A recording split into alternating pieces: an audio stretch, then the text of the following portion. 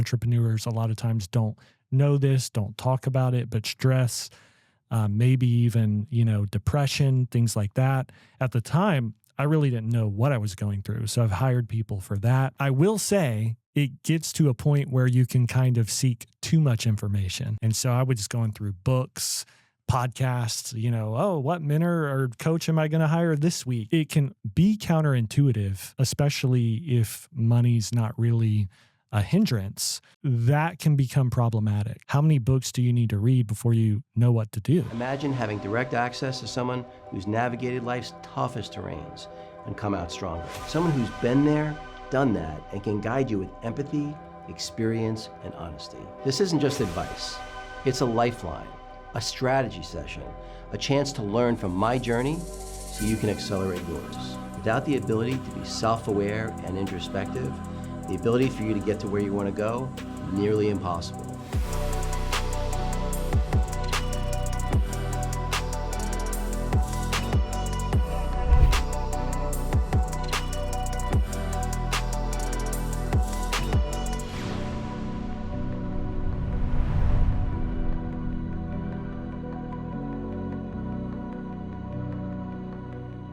Everybody, welcome back to the David Guttman podcast. I have a really interesting guest today. I'm actually in Pensacola, Florida, doing a remote podcast today with Luke Infinger. You help run a marketing agency, you have an auto parts company, and you have your own podcast, as I understand it. Yeah, exactly. So you're in a whole bunch of things, which has got to keep you busy, I'm sure. Definitely. But I thought it would be useful maybe to start back, going into the Wayback Machine a little bit. Maybe as an entrepreneur, were your folks entrepreneurs? Talk a little bit about, your folks, your siblings. Yeah. So I was raised, kind of in a blue collar home, actually 2 or 3 miles down the street from here. And my dad, just hardworking guy, worked on ACs and chillers for a company called Johnson Controls. My mom was stay-at-home mom. I was actually homeschooled. So none of my family was, entrepreneurs. None of them were business owners. I'm not really sure what inspired me necessarily to kind of go out on my own, because it wasn't in my family. But I just always had a knack for kind of creating opportunities. It was just kind of in my DNA. It was kind of like an instinct for me. Mr. Barnes was here earlier. And so Chick-fil-A was my first official job, but even to work there at 15, I had to apply 20 times for 3 months. I heard that story. I heard that you wouldn't go away. I heard. So they sat me down. They're like, we have to hire you. That was kind of the gist of the interview. But even before that, I'd go door to door with a lawnmower, just looking for opportunity. It just always kind of excited me. Since it wasn't your folks, did you have maybe a teacher or a coach or, that maybe was an influence to you? Was there anyone that really sort of touched you from an influential standpoint growing up? Yeah, I would say growing up, probably the most influential person was my grandmother on my mom's side. But she was more of drill sergeant, very strong woman, highly educated, fluent in Spanish, English, MBA. So she taught me a lot because I was homeschooled. But, she wasn't a business owner necessarily, but that's kind of where that persistence came from. I do think homeschooling helped me. There's cons to everything, right. But I could always kind of imagine things that I wanted to do, and I was never in a box, So for me, I do think that's kind of what created or incubated that nature of wanting to go out and create opportunity or pursue my ideas. Because when I was growing up, homeschooling was very unusual. Now I'm 20 years older than you. Yeah. So it was still weird when I was a kid. Was it? Because what I would say is nowadays, I think if I had a kid, I'd almost certainly homeschool them. It's kind of normal now. It's much more normal just because, the schools have gone so woke. And so, but the other thing too is when I think back to grammar school, middle school, high school, the amount of time that I was actually learning, was a pretty small percentage, maybe 2-3 hours a day of the 7-hour day or whatever it was. But in homeschooling, how much, what was that? Now, do you have siblings that you were homeschooled with? Yeah, my sister I was homeschooled with. My brother chose to, he was allowed to kind of choose at that time. He's older, so he went off to high school. So I was homeschooled with my sister. I did band and things like that. There was like extracurricular activities. But yeah, I would say it was dedicated maybe 3 hours a day of like solid learning, maybe a little bit more, a little bit less, depending on the day. But that is the cool thing about homeschooling is you can kind of get rid of the fluff. And if you're focused on one or two kids, depending on how fast they move through the curriculum, it allows you to kind of get done and be free for the day. So I liked that as a kid. Now, did you all through high school, like all the way through, or only to a So certain grade? yeah, until I was about 15, then I was dual enrolled, which means, you can go to a state college and do dual enrollment, Oh, get college credits too. It's funny because I had this fear that I was going to be the dumb kid. And I went and I'm like blowing past people who were right. actually in college. So that was kind of cool. It kind of helped my confidence a bit of like, oh, I actually did well being homeschooled. So yeah, that's what I did. Were you a good student? Yeah, I was a Yeah. good student. Kind of went through a phase where I wasn't, but yeah, more or less, yeah, always a good student. Minus math. I'm not a math guy. Okay. Yeah. Yeah. But you can count revenue. Yeah, I can look at a P&L and, Yeah. balance sheet and things like that. So now, have you had, professional mentors? Definitely. I have probably spent about $1 million in coaching over the past decade. Wow. Yeah. Talk a little bit about that, because that's one, really smart. Yeah. I think people don't realize. I think a lot of times people have mentors that are just people that they worked for that, sort of take them under their wing and so forth. But you can, again, paid mentorship, one could argue could be a heck of a lot more effective. One, you've got skin in the game. If you're having to take out your credit card to pay for something, Yeah. you're going to take it seriously. So maybe talk a little bit about that and why you decided that was a good return on investment for you. Yeah, probably 9 years ago, we hired our first consultant, and he worked specifically with agency owners. And it was actually my business partner that kind of forced my hand. I didn't want to do it because at the time we had no money. Right. I think we even used like a line of credit with a super high interest rate to pay for it. Wow. And after that, how fast we grew just because of literally spending a day with him, and we just whiteboarded everything out in Atlanta. And then it's all about implementation, Right. Especially at that level, because it was very tactical what we needed to do, not necessarily, just strategy. A lot of it was like, okay, here's the strategy, but you need to go do this stuff. But we saw tremendous success from that, and then continued, to hire coaches, consultants, mentors. I've worked directly with Brian Tracy. I've worked directly with Jay Abraham. To me, those are some of the biggest names in marketing, direct response, or, Brian Tracy, personal development. I've worked with a guy, Chase Hughes, who was in the government in terms of behavioral analysis and profiling and things like that. So yeah, done a lot of different coaching, spent a ton of money within health coaching too. And we can talk about that because I faced some health challenges, which largely is stress, and entrepreneurs a lot of times don't know this, don't talk about it, but stress, maybe even, depression, things like that. At the time, I really didn't know what I was going through. So I've hired people for that. But I will say it gets to a point where you can kind of seek too much information. Right. You can become this information junkie. And so I was just going through books, podcasts, what mentor or coach am I going to hire this week? And it can be counterintuitive, especially if money's not really a hindrance, Right. And that can become problematic. Because I heard somebody say this the other day, and it's like, how many books do you need to read before you know what to do? Right. And so I do think it's a balance, you always want to have a mentor, but it does become a point where you could chase too much information from too many different sources. So I think that's something to just keep in mind. I remember reading something. Do you know who Naval Ravikant is? I don't know. So he's a super successful serial entrepreneur. I think he was an early investor in like Facebook and a bunch of companies like that. And in addition to that, he's healthy. He's got a healthy marriage. It seems like he's a good dad, a decent human being, pretty well-rounded, right? Yeah. And he has something called I think they call it the Naval Almanac or something like that of all of his, sort of sayings and so forth. But super wise guy.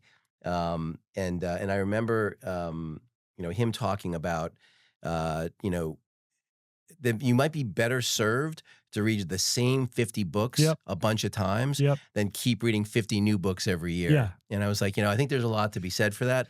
When I really think back about the books that I've read that have been impactful, 48 Laws of Power, 0 to 1. There's a, Good to Great. There's some books I could point to like, oh, this book really had an impact on me.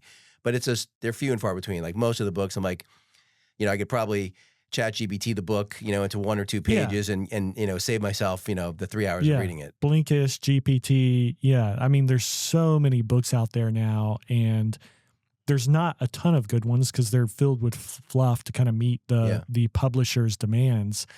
For me, I will say, and I heard a quote, by the way, to go along with what you just said. It's read less more often.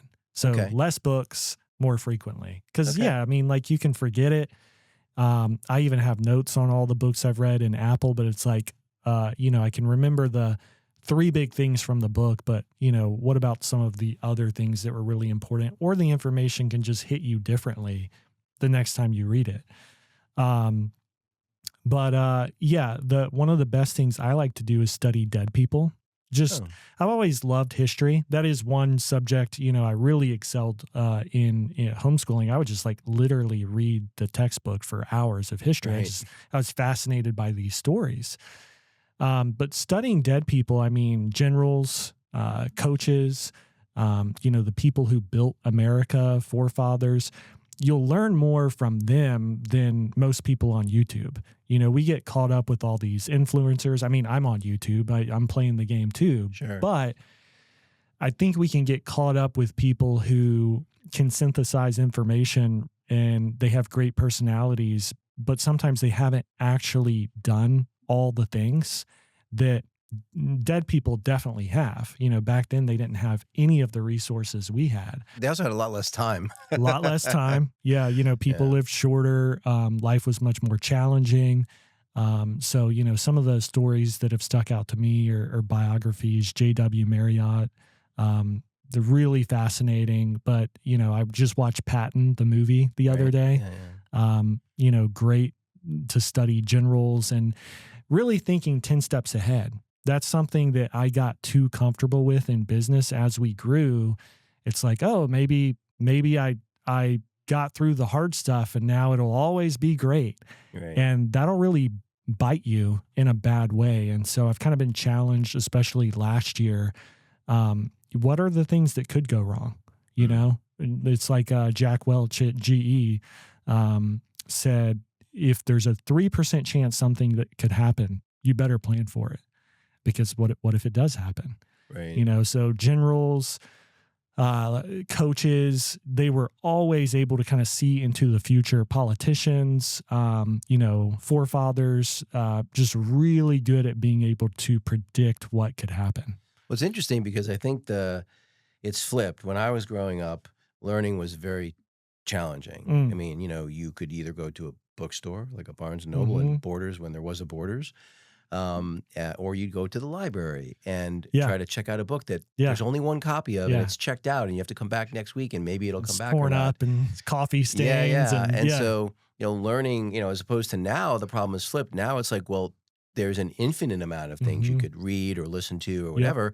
And now it's like, well, how do I want to spend my time? And, it's funny when I was reading if there's one book I wish I had read 25 years ago, it's the 48 Laws of Power. And I thought I knew a lot about history until I read that book. And I realized, I don't know.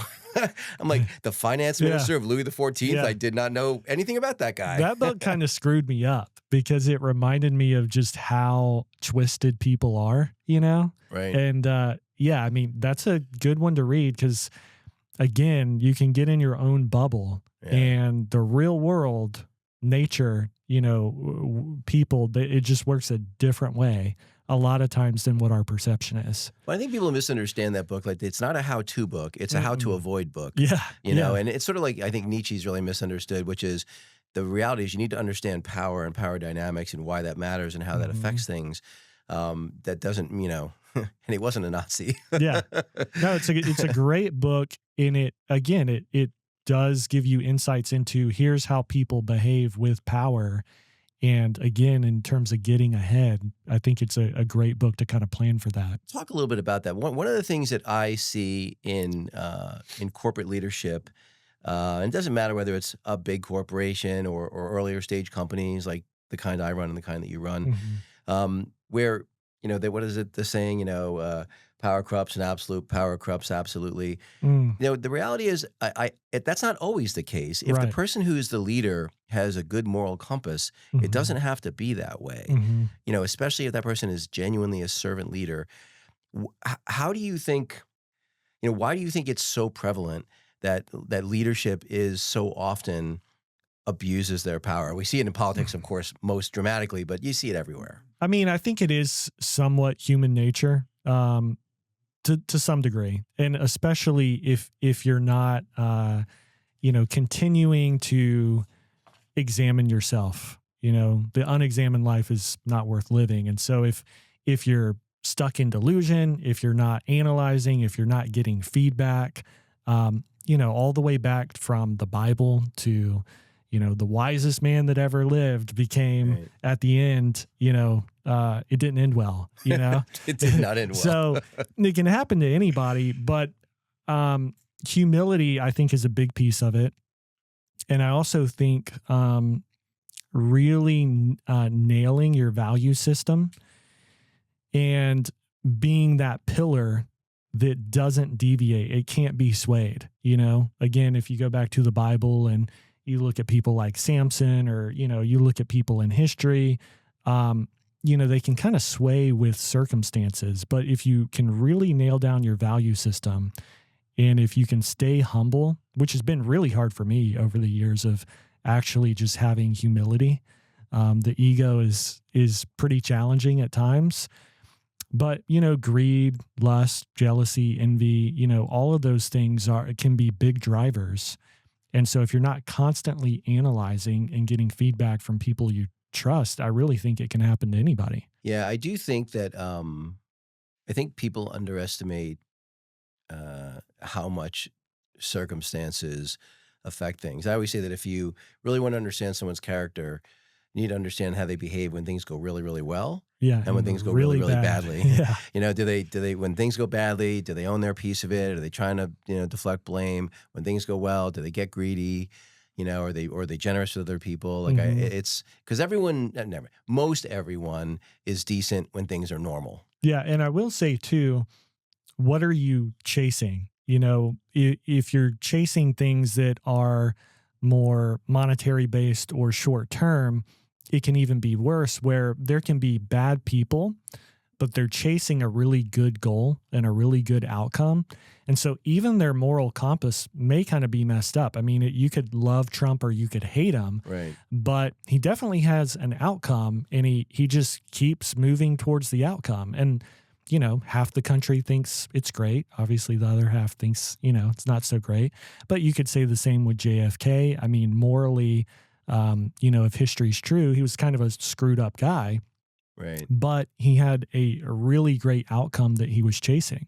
You know, civil rights, peace, Martin Luther King Jr., same type of thing. Morally, he had some pretty big flaws, you know, even as a pastor, but look at his mission. And so I think that is something to really keep in mind too, is what is the mission? What is the goal? Why are you here?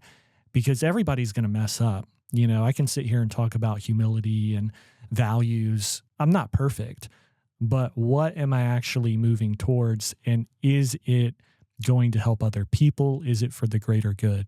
So, man, there's so much to unpack there. I know another one I think of too is, I don't know if you know much of the story behind Ayn Rand, who wrote Atlas Shrugged and The Fountainhead. I mean, I think her writing and her objectivism philosophy is really useful. she was a train wreck personally, an absolute train wreck. And I think you have to be able to separate the message from the messenger. And I would argue in Trump's case, well, you're right, something like 40% of the population probably, isn't necessarily happy with the direction he's taking things.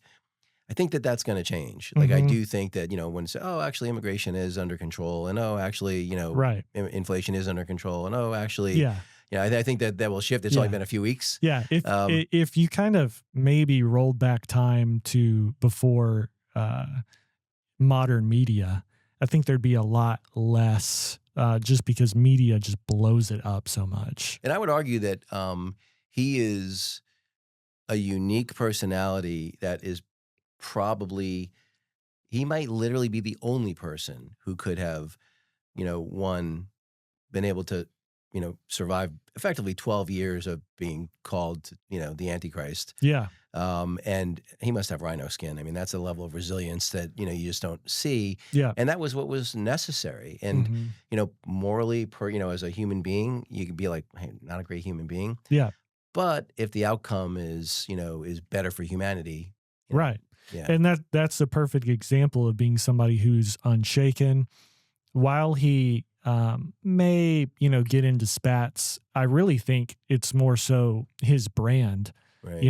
He's always on brand, but he actually is pretty composed. If you look at how he behaves, he kind of nails composure within his brand. He is, you're completely right about that. And people, I think, get this completely wrong. One, the way he responded to the assassination attempt, that's not normal. Right. Like, that is, 1 in a million would respond that way. Right. And that comes from probably, being in front of the camera for, such a huge portion of his life. But the other part of it is, it's a level of sort of tenacity that, I think you could argue is not healthy, right? To be, for a normal human being. But ultimately, he's made it work for himself. And people say, oh, he has a huge ego.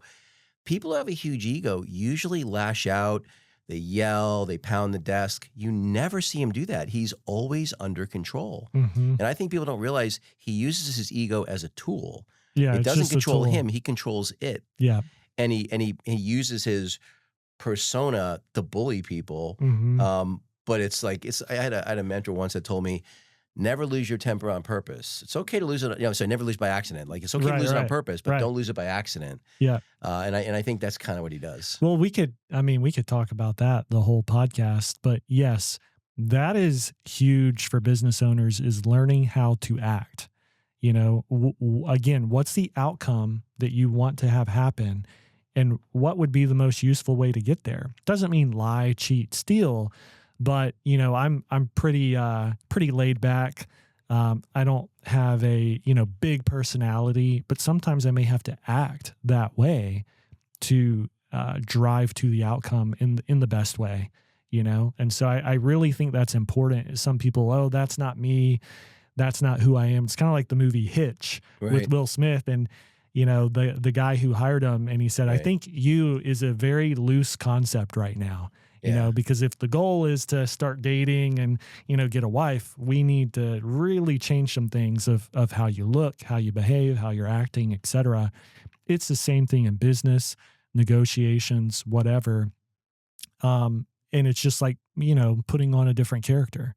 You could talk alter ego. You could say it's, just a tool in the toolbox. Looking at it that way. What do you think is the most effective leadership style? Somebody told me a great general was a great private. A great general was a great private. And so I see a lot of friends who have companies like the one I have, an agency, and the goal is to create something where they're completely hands off. Laptop lifestyle. Right. I only work, 14 hours a week, 5-hour work week, all these things that we hear. I've never studied somebody in history who went down as one of the best who actually did that. You know what I mean? Like, think about it. I only work in my company 5 hours a week. And, that's like what the historian says, or the biography says. If you're really passionate about something, it's not going to feel like work, So all that to say, what I've kind of come back to is getting in the trenches with the team. Can I sit in the role with them if needed to help them, coach them, advance something forward faster, have a better outcome with the client? And if I can, and it's possible for me to do that, I should probably do that. And then part of learning is then get them to start teaching what happened to other team members or back to you. Because, the best way to learn is teach. So as soon as you start to grasp something or a team member does, kind of have them start teaching other team members. I did this the other day, teaching someone on a certain usage with AI, and now he's literally training our entire team. I told you I just watched the movie Patton, and there's this part of the movie where they're trying to take a beach, and all of the troops are backed up because there's this bridge that they can't get over. And German planes are flying over them, just shooting. And it's only a matter of time before they're just going to kill everybody. All the Americans will be dead. So Patton asks what's going on. They tell him, and he's like, get me down there. So they get in his Jeep, drive down there. He hops out of the Jeep, runs to the bridge. And there's this farmer, a French farmer, with 2 mules, and they're pulling something. I don't know what it was, if it was grapes or whatever. He says nothing, pulls out his pistol, shoots both mules or donkeys, whatever they were. Right. Tells 2 guys, throw them over the bridge, and everybody goes. And it took him being active in what was going on to make that happen. Otherwise, everybody else would have been killed, and nobody else could have solved it. It was just instinct for him. And that's what made him so good. So to me, that's the type of leadership that ignites me. You can see this in coaches. You can see it in military leaders, but leadership is not always so pretty like certain people claim it is. I think to some degree it does require you getting your hands dirty. You don't want to micromanage. You do want to empower people.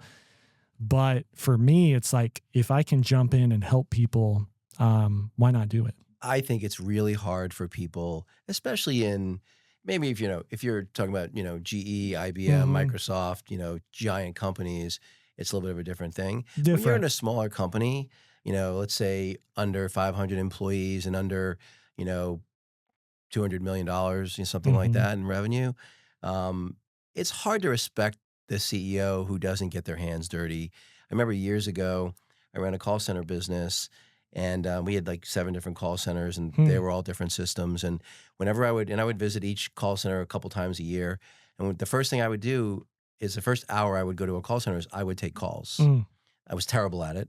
They would be showing me how to use the system so I wouldn't screw it up too much and whatever. But the number of comments I got over the years about how much people appreciated that, because, it was a way for me to demonstrate, I think what you do is important, right? And it's hard to do that any other way than you've got to lead from the front, I think. Well, look at Elon. He actually will analyze code. When he went to Twitter and, before they called it X, people still call it Twitter. It's hard to call it X. He was looking at what's actually happening here. How are we banning these accounts? Let me look at the code base.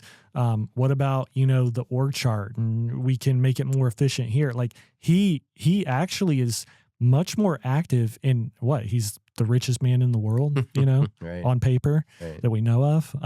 But he became pretty active compared to some of the other large companies that may exist. Look, if you're reasonably smart and you're a decent problem solver, quite frankly, oftentimes, and you care about the outcome, right? Which of your CEO, hopefully you do, dropping in and saying, okay, explain to me what the problem is. Where are the bottlenecks? Because that's the other thing too. A fresh perspective is usually really helpful.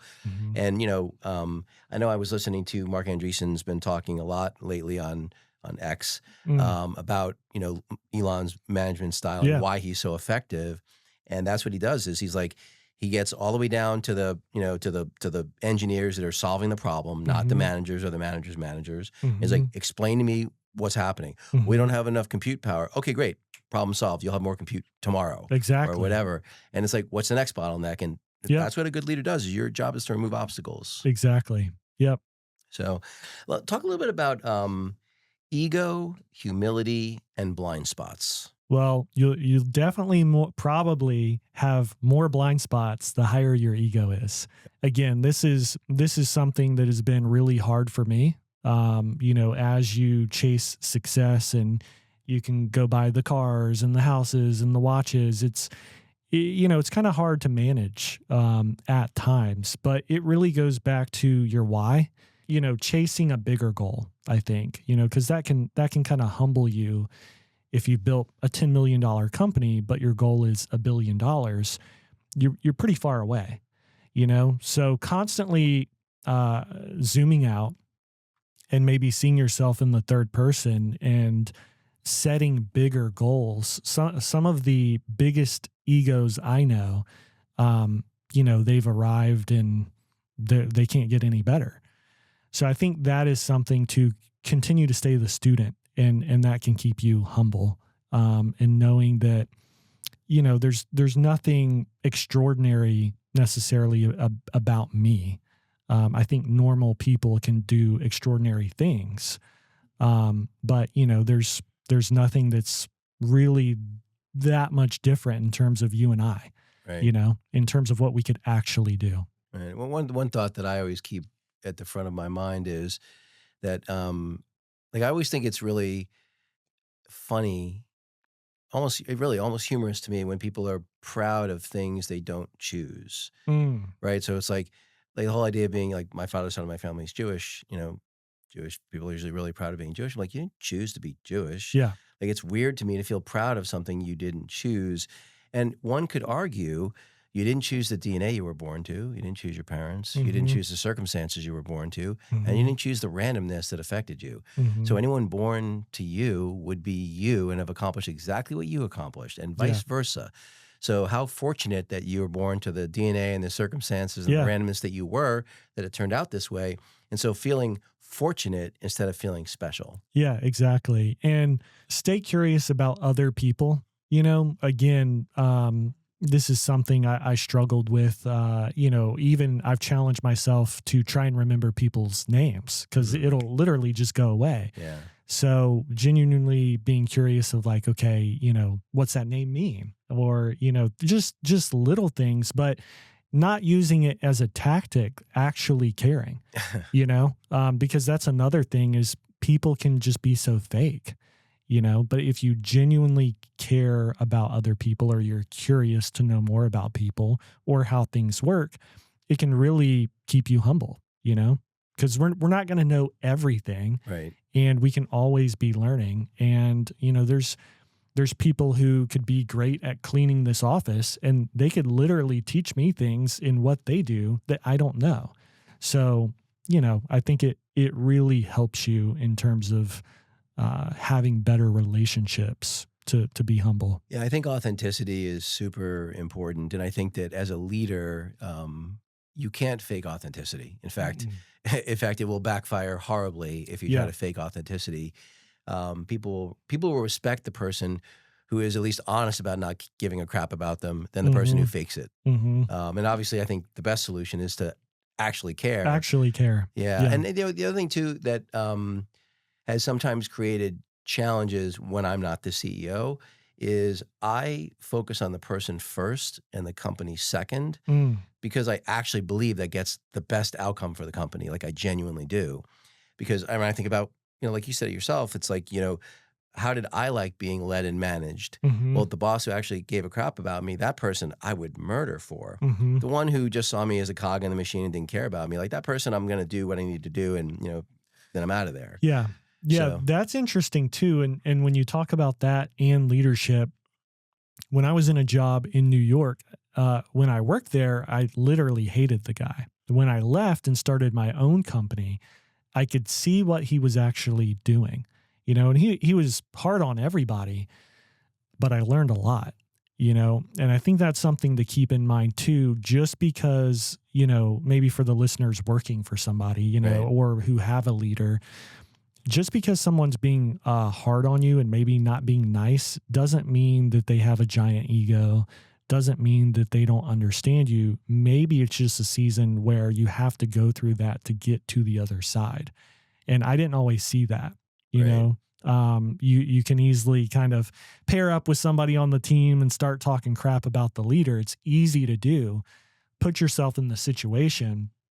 It could be completely different. And so, yeah, sometimes it doesn't always look so pretty. That's why I love looking at Nick Saban or Bill Belichick, like people who are actually kind of being ugly. And it's different in that capacity. Obviously, that's a sport, high testosterone. People can respond to shame, but it's kind of interesting to study leadership in different verticals, whether it be sports, military, and business. Yeah, I do think that in both sports and in the military, winning is the most important thing, and how you do it isn't necessarily as important. Right. I think and maybe I look at this wrong, but the lens I look at it through is in business. I think because it's a long term. It's you might do slightly better in the near term by being short sighted, but in the medium and long term, you always do better. In my personal experience, by focusing on the people as well as the organization. Right. Because it's really built on relationships, whereas like sports, it's pretty cutthroat. Like if you're not performing, you're gone. Yeah. Yeah. So I like kind of filtering some good things from that and not carrying that over into business, because you definitely can't run a business like Bill Belichick, ran the Patriots. But there are some good things there, and maybe some good strategies. But yeah, with relationships, it's totally different. And that's really a good thing to study too, because you can get so locked into one leadership style. Again, it's that toolbox, as a leader, how do you need to show up? And it could be totally different, like with Zach versus, let's say, Justin or Tim, depending on, do I know who they are? Do I know their drivers? Do I know their goals? All that stuff. And how I treat one person, it may be completely different for the next in order to help them get to their goal and the company's goal too. It's a very mediocre leader that manages everyone or leads everyone the same. Right. Yeah, you have to understand what make people tick. It's funny. I was having this conversation with someone who I manage, and I was saying, first of all, if you're a good leader, I think you're at least 30% therapist. Yeah. Right. Yeah. And that means maybe some days 100. Yeah. Definitely. And not only that, but it's so easy. And I think you said something that alluded to this earlier, to be, well, I'm the boss, you're supposed to do what I say. And well, yeah, that might be true. That isn't necessarily going to get you the outcome that you want. And it's way more important for you to be able to see their point of view than it is for them to see your point of view. And yes, you want them to. And, one technique I do use sometimes, but only when I get to an impasse where my seeing it through their lens isn't working, I'll sometimes turn it around and be like, well, hey, if you were me, how would you handle this situation? Yeah. What advice would you give me about this? Because I got to be honest, like I don't see a path. That's a great question. So yeah. Well, let's talk about, because obviously you have other, leaders in your organization. Talk about how you build teams and the qualities you look for when you're hiring and looking to promote and reward. It's interesting because a lot of our leaders started at the bottom and they just worked their way up. Having opportunity and growth for people is huge. We learned this the hard way where, our org chart was kind of flat. We didn't talk about people's goals, and, great people will leave if they don't see anything in the future or growth within the company. So I challenge maybe people with smaller companies or starting out, start to really think about that. What could growth look like for the people, in the seats at your company? But yeah, people, rarely do we hire for leadership roles. Most of the people started as a media buyer or maybe client success, account manager, and they just continued to chip away, show up, work their way up, and naturally kind of take on more responsibility. And identifying those key players is huge, because those are the builders who are literally going to be, in the war room with you when things go wrong, driving the company forward when maybe you have to take time off. So I think it could be anybody. I wouldn't even rule out the new person who's in the lowest role. How are they showing up? What could growth look like? Letting them know early on, hey, here's other people who started in your role or role similar who worked their way up, if that's their goal. But finding out, again, where do people see themselves in the future or what excites them is really important too, because you can want that for somebody, but if they don't want it, it doesn't really matter. Yeah. So again, knowing what they want, what's in it for them, because there has to be things that they can be rewarded along the journey when they're hitting milestones. Yeah, no, really understanding what makes people tick and what drives them, their why is so important. Are there characteristics though that you look for, like, loyalty, humility, intellect? What are the sort of the 2 or 3 characteristics that are the ones that really matter to you the most when you're looking to put people on your team? I don't know how, maybe you can kind of help me with this, Sure. but one of the biggest things for me is the person caring about the client as much as I do or other leaders do, because the impact, something could go wrong and it's like right over their head. They Right. don't care. They're still going to get paid. Right. The people who understand what's at stake, those to me really stick out, because it's like, oh, they get it. They get that if we don't have great customer service, it's like Chick-fil-A. Right. Like the whole team gets it. The culture, I mean, it's remarkable how they bring people in and people just jive with the culture. And, if there's kind of a bad apple, it just works its way out of the system. Right. Chick-fil-A, Ritz-Carlton, Starbucks, Publix, these are all companies that have done really, really well. So that's what I look for, is people who understand the impact of customer service. The way I reframe that slightly maybe is sort of that ownership mentality. Ownership, right? yeah. And I mean, again, whenever I have the say in any company I've run, I make sure that every single employee, doesn't matter what role they have at least some equity. Because again, I think if you want to have people act like an owner, you have to make them an owner.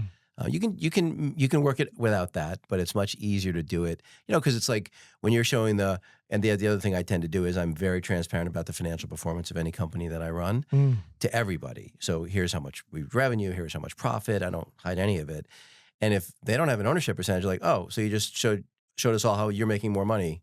Wonderful. And they don't care about that, right? But if I'm showing how we're all going to make more money, that's a lot more motivational. Yeah, that's really good. What about characteristics that you're like, okay, if I see shades of this, like this ain't going to work? Dishonesty is a big one.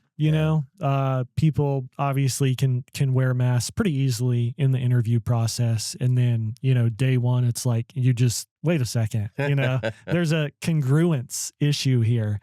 Congruence, dishonesty. Those are things that are pretty big. Right. Yeah. Let me ask you how you feel about, I call the concept like money as a magnifier. So I've had a couple of friends of mine, both have very successful exits. One was a mid 8-figure, one low 9-figure, financial exit. And in both cases, like the wheels came off. So they had all the money in the world, more than they could ever spend. And I think they were never more miserable.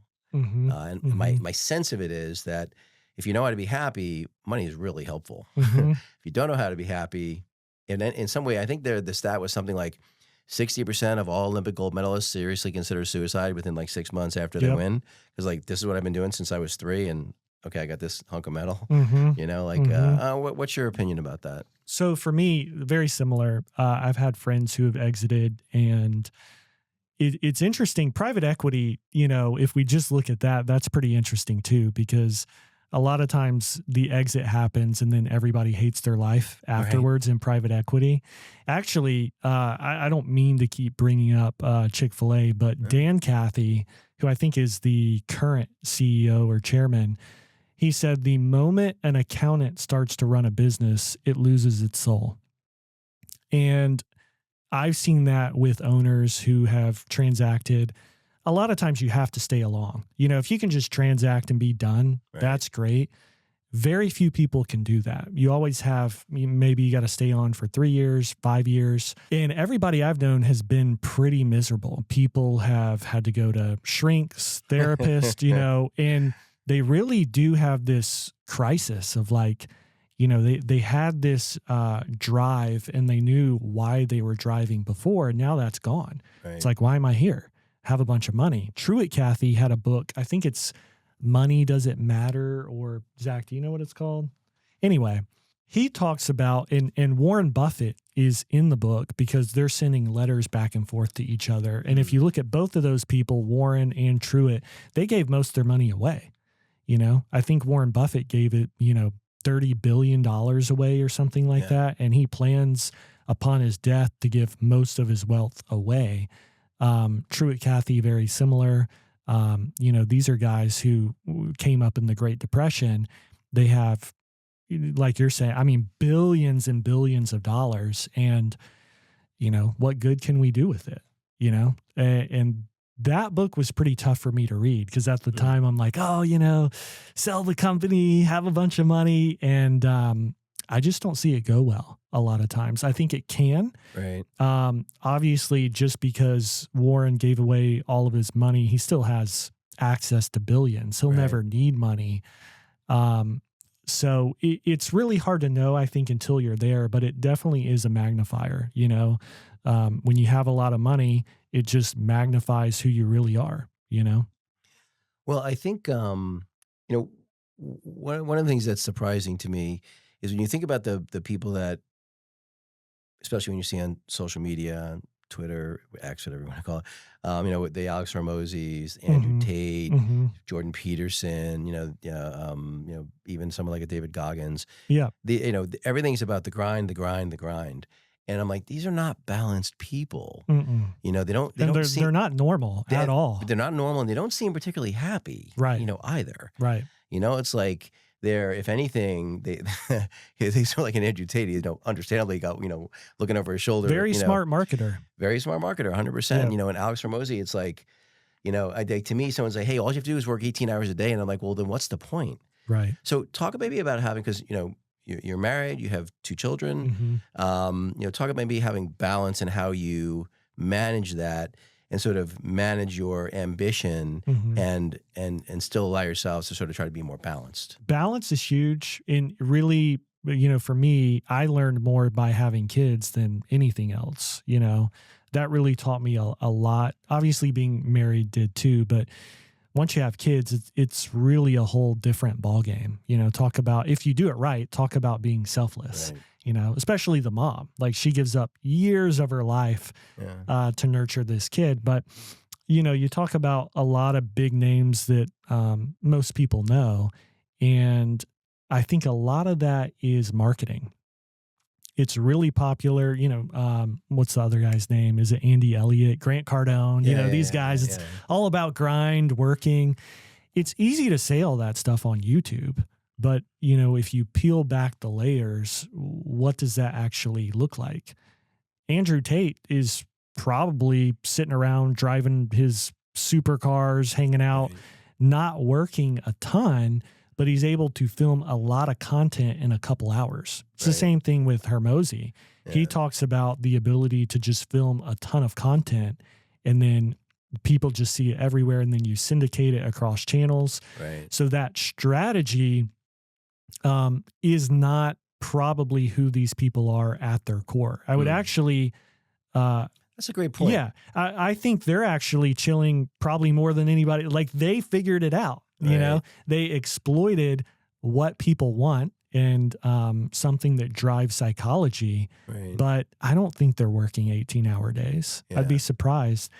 And if you go to the long game, and this is why I love studying dead people or just people who are old, because it's just about chipping away, just baby steps, getting slightly better, 1% every day. It's not, let's work 18 hours and solve all the problems and be more stressed out than we've ever been and kill ourselves. Right. That literally will run you into the ground. I tried doing this. I believed all those people, and I literally showed up that way. Arthritic type of symptoms, autoimmune symptoms, weight gain, depression.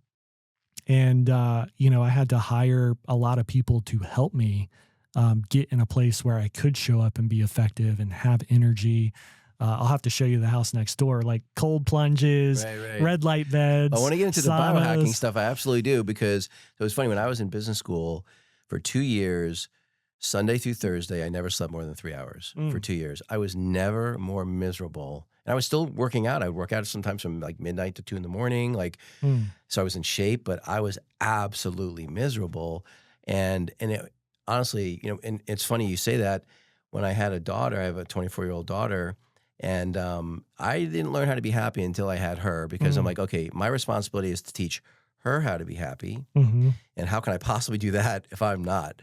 So it's the first time I actually stopped and thought about it in a way that, I'm like, oh, actually, this probably would be a pretty good idea for me too. Yeah. And all those people that we talked about, I do think there's learning from all of them, but you just have to have a filter. Yeah. Like, I don't care who it is. You can't take 100% of what anyone says and just take that on, because the projection of their life, their biases, all of that.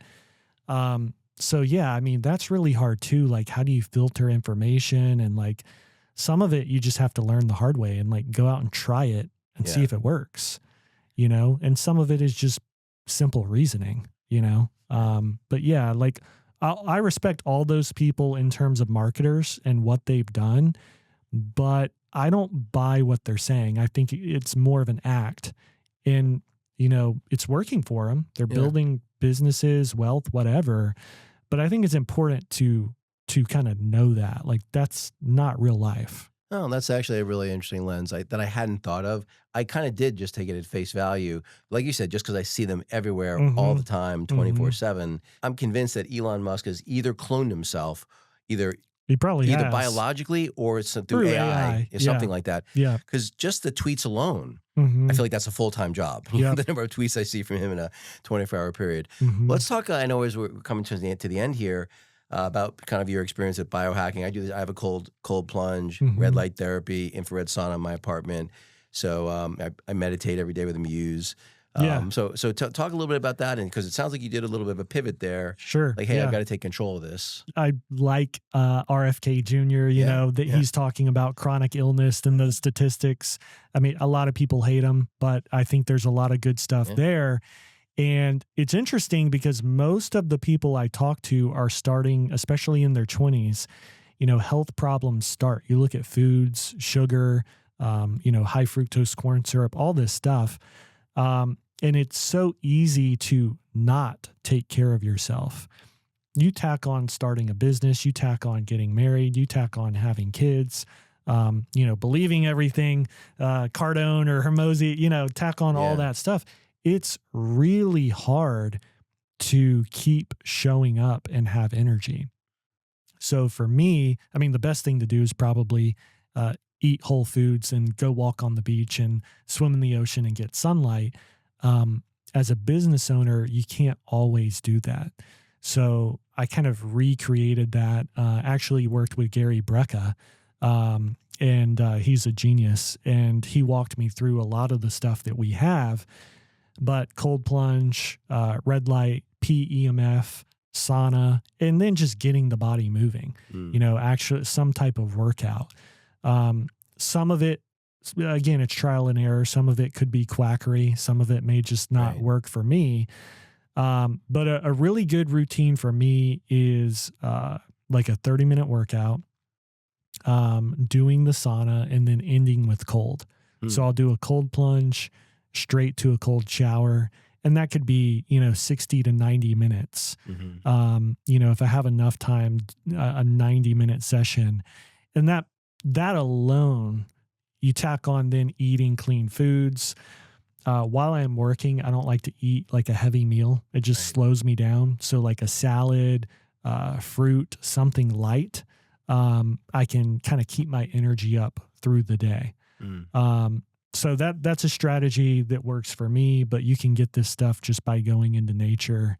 I just don't always have that luxury of like, okay, let's go to the beach. And we are in Florida, but the beach is about 30 minutes from here. So having it all next door, if you could only have like 2 pieces of equipment, probably a cold plunge and a simple sauna, And now they even have those things that you can like zip yourself up in and sweat. Right.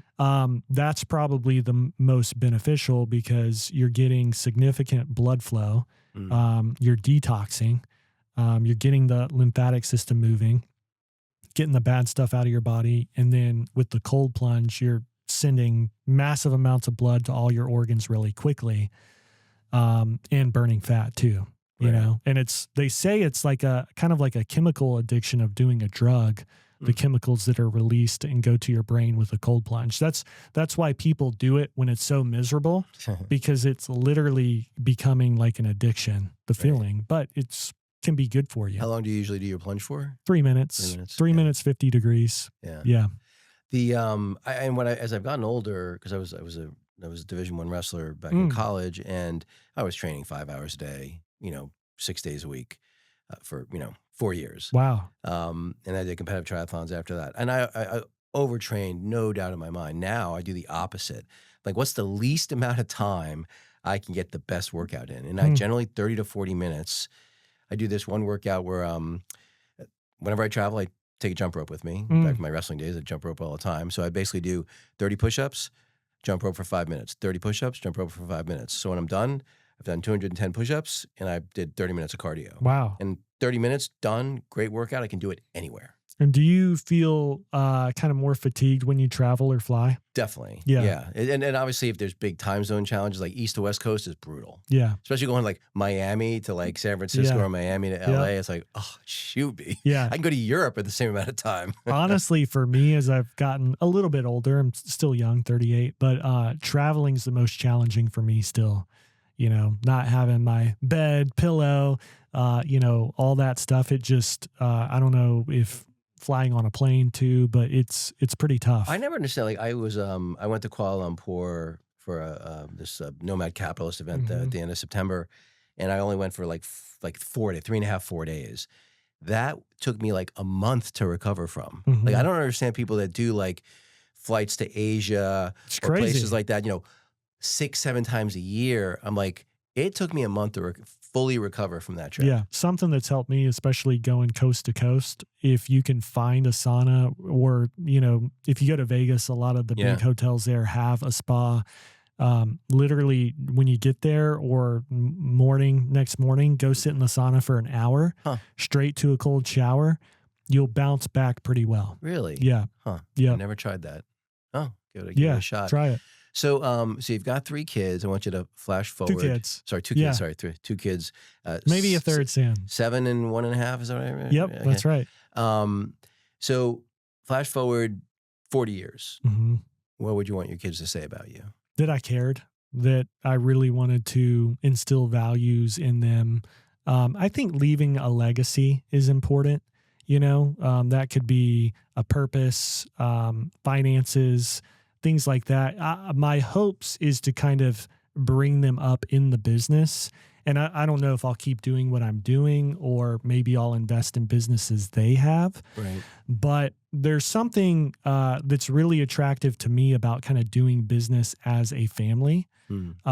So that's what I would like to instill in them is maybe they can do that with their kids too, but kind of doing it as a family.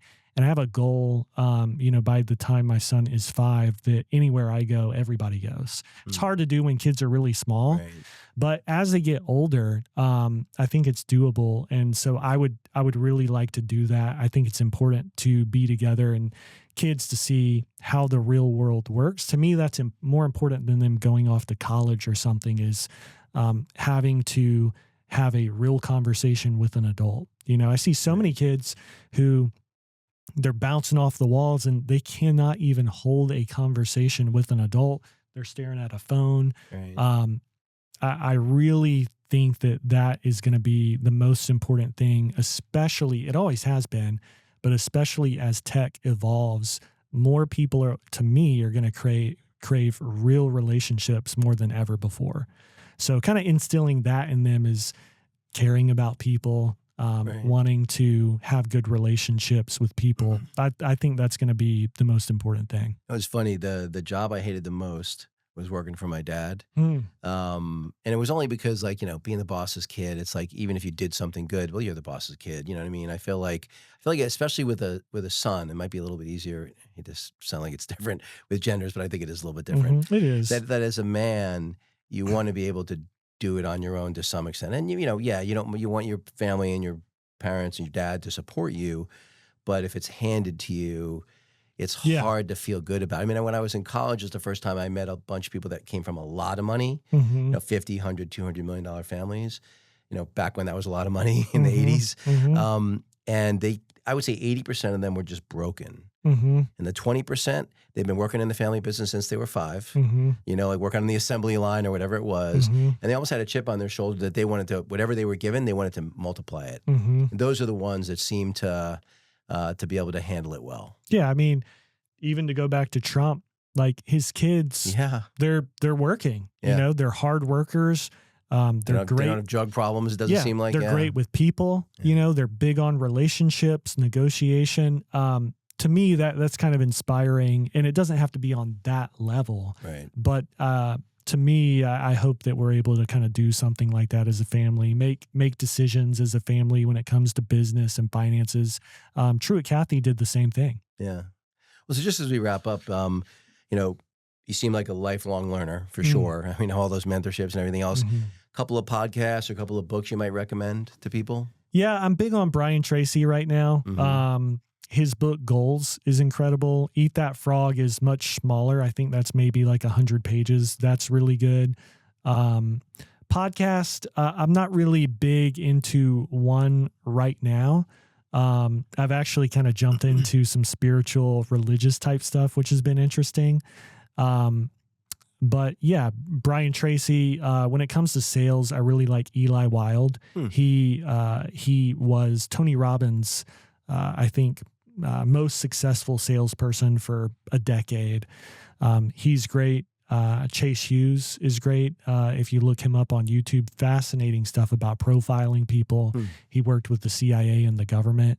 Those would be some that really kind of stand out to me right now. Well, Luke, I really appreciate you making time while I was in town. And if you ever find yourself to Miami, man, I'd love to spend some more time together. Definitely. Thanks so much. Thank you.